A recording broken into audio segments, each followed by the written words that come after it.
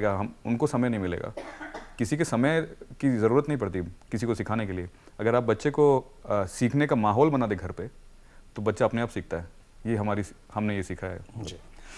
Environment makes the man, जैसे कि अरुण जी कह रहे हैं कि अगर आप एक वातावरण बच्चे को देंगे तो वो वातावरण के अनुसार सीखेगा भी और आगे भी बढ़ेगा। एक छोटा सा ब्रेक लेते हैं, बहुत जल्द वापस आते हैं। ये चर्चा जो है लगातार इंटरेस्टिंग होती जा रही है, बहुत रुचि वाली बात है। और जैसे कि कॉल्स भी आ रहे हैं, उससे भी ये जाहिर होता है कि लोगों का इंटरेस्ट धीरे धीरे इस सिस्टम की ओर बढ़ रहा है। अगर आप भी अपनी राय रखना चाहते हैं तो हमें कॉल कर सकते हैं। हमारा नंबर है 0120-254-2181 और 254-2324।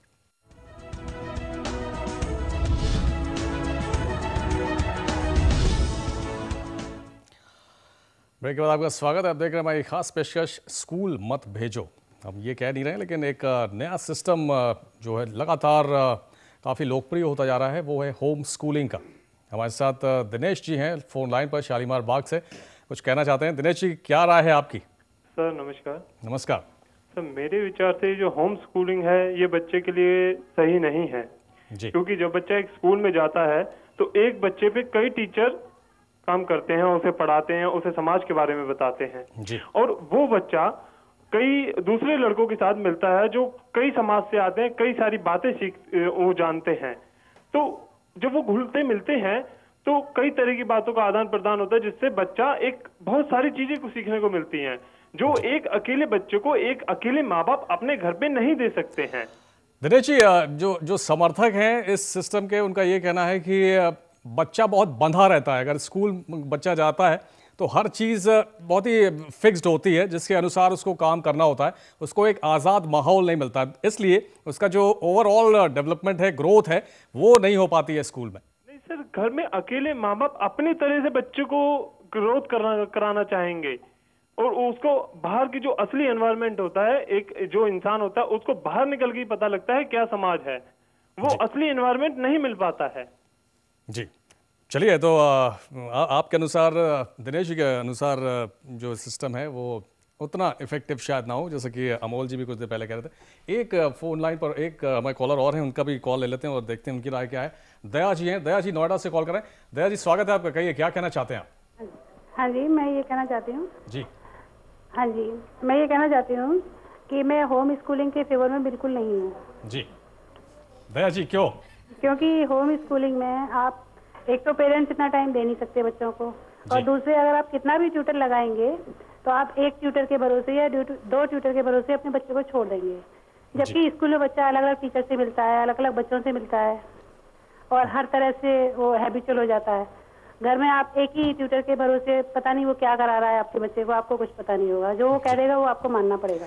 चलिए दया जी, देखते हैं इसका जवाब कांति जी से लेते हैं। कांति जी, जो दिनेश जी थे उनका भी यही कहना था कि स्कूल में बच्चा जाता है तो अलग अलग डिसिप्लिन के टीचर्स होते हैं, जिनसे उसको काफ़ी कुछ सीखने को मिलता है। सोशलाइजिंग की बात उन्होंने भी की थी और हमारे साथ दया जी थी, उनका भी यही कहना है कि आप घर पर अगर एक ट्यूटर लगाएंगे, दो ट्यूटर लगाएंगे, उससे भी बात बहुत बनने वाली नहीं है। मुझे फर्स्ट ऑफ ऑल ये तो बड़ी प्रॉब्लम लगती नहीं है। मुझे लगता है कि होम स्कूलिंग का मतलब ये नहीं है कि स्कूल का एनवायरनमेंट हम रेप्लिकेट करना चाहते हैं घर में। फर्स्ट ऑफ ऑल सभी लोग सोचते हैं हम first period, second period, third period ऐसे लेके चलते हैं घर पे। द होल आइडिया इज़ कि हमको स्कूल के जैसे रहना ही नहीं है, तो हम इस तरह से पढ़ाते नहीं है घर पे। और दूसरी बात यह है कि हम सब भी तो up to 12th whatever master सब करके पढ़ चुके हैं। मुझे नहीं लगता कि फर्स्ट एकेडमिक सिलेबस कवर करना इतना मुश्किल है, मुझे तो मुश्किल लगता नहीं है। और ऊपर से जिस एनवायरनमेंट में स्टूडेंट पढ़ता है स्कूल में, उसमें उसको अपने आप सोचने का टाइम मिलता नहीं है या फ्रीडम मिलता नहीं है। टीचर को अपना सिलेबस ख़त्म करने की रहती है and 40 I do not expect also teacher कर नहीं पाती है। अगर 40 बच्चे हैं, हर बच्चा अलग होता है, हर बच्चे की पढ़ने की और सीखने की विधि अलग होती है, तो it's not possible humanly for a teacher कि हर बच्चे को अलग से देखे, उसको पढ़ा सके। और मुझे लगता है 6 घंटे एक दिन में पढ़ने की भी ज़रूरत नहीं है। हम घर पे 1 घंटा ही करते हैं और वो भी रोज़ नहीं करते हैं, फिर भी हमारा सिलेबस 10% टाइम में ख़त्म हो जाती है। आदिति, आपसे जानना चाहेंगे क्या रूटीन रहता है आपका? कितने बजे उठती हैं आप सुबह? सुबह 8 बजे। 8 बजे सुबह उठती हैं?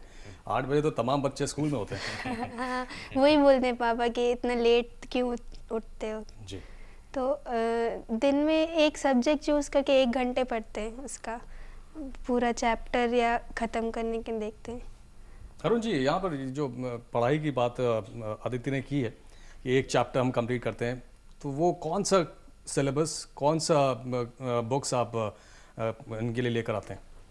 इसमें थोड़ा सा मतलब एक्सप्लेनेशन देना चाहता हूँ। पहली बात यह है कि इसमें हम CBSE फॉलो करते हैं, मतलब NCERT की टेक्स्ट बुक्स को फॉलो करते हैं। काफ़ी बहुत परिवर्तन हुआ है NCERT के टेक्स्ट बुक्स में पिछले 3-4 साल में, बहुत अच्छी हो गई हैं, बहुत क्वालिटी बहुत अच्छा हो गया है। लेकिन हमारे पूरे ज़िंदगी में ये एकेडमिक्स का हिस्सा बहुत कम होता है। तो आप मतलब सब लोग सवाल इसी पर करते हैं, लेकिन हम अपने ज़िंदगी में इसको अहमियत ज़्यादा देते नहीं हैं, क्योंकि बड़ा आसानी से ख़त्म हो जाता है। जैसे कांति बता रही थी कि 10% समय जो स्कूल में जो बच्चा जाता है, उसका सिर्फ 10% समय में आदिति ने अपना सिलेबस ख़त्म किया था, क्योंकि इतना ही लगता है। वैसे स्कूल का सिस्टम जो अगर आप स्ट्रक्चर करते हो तो उसमें काफ़ी इनएफिशिएंसीज आ जाती हैं, काफ़ी कुछ मतलब वेस्टेज आ जाता है बेसिकली। सबसे मतलब slow learning and fast learning दोनों धक्के खा जाते हैं। द एवरेज स्टूडेंट के लिए it's gazed actually the school system, which is not, I mean वैसे इवॉल्व हुआ है क्योंकि वैसा ज़रूरी है ऑब्वियसली। 4 बच्चे आपने कहा कि चूंकि हमारा जो स्कूलिंग है, जो पैटर्न एजुकेशन का, वो सीधे जॉब से जुड़ा हुआ है। हाँ, इसलिए एक्चुअली सबका वरी ये है, स्कूल नहीं जाएंगे तो जॉब नहीं मिलेगा। अगर हम जॉब के लिए पढ़ाई कर रहे हैं फिर तो अमोल जी स्कूल चला रहे हैं, अमोल जी से पूछेंगे कि वो क्या ऐसा ही सोचते हैं। इससे पहले कॉलर ले लेते हैं। तरुण जी हमें कॉल कर रहे हैं रोहिणी से। तरुण जी कहिए, क्या कहना चाहते हैं आप?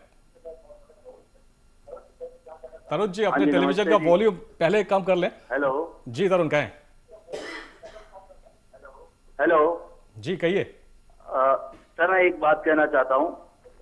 जी हेलो जी तरुण सुन रहे हैं आपको, कहिए। एक बड़ी पुरानी सेइंग है, I was born intelligent but education ruined me. जी इस चीज को समझने की बहुत जरूरत है, और वो हम समझ सकते हैं कि वर्ड एजुकेशन कहां से आया। ये वर्ड हमारा आया है वर्ड एल्यूसिडेशन से, जी, जिसका अर्थ है जो अंदर ज्ञान है उसको बाहर निकालने की कोशिश।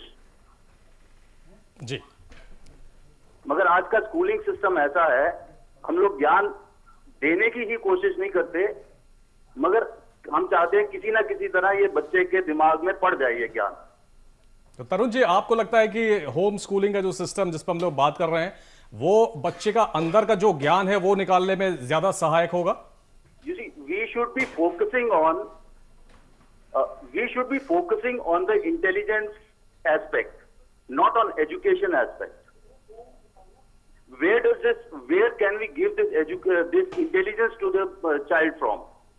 अगर बच्चे को इंटेलिजेंस मिल जाती है तो एजुकेशन वो कहीं से भी कैसे भी, अब आप ये देखिए आपका प्रोग्राम आ रहा है, इससे बहुत लोग एजुकेशन ले रहे हैं जी, मगर उनको ये एजुकेशन उनकी इंटेलिजेंस की वजह से मिल रही है। जी बहुत सही और बहुत उपयुक्त बात कही है तरुण जी ने कि इंटेलिजेंस तो सभी इंसान के अंदर है, उसको बाहर निकालने की ज़रूरत है। अब वो बाहर कैसे निकलेगी? होम स्कूलिंग उसके लिए एक रास्ता हो सकता है, या जो जिस तरह से एक कॉमन स्कूलिंग का सिस्टम हम लोग के यहाँ चल रहा है वो ज़्यादा इफेक्टिव होगा। उसी पर हम बात करेंगे। छोटा सा ब्रेक लेते हैं, ब्रेक के बाद फौरन हाजिर होंगे।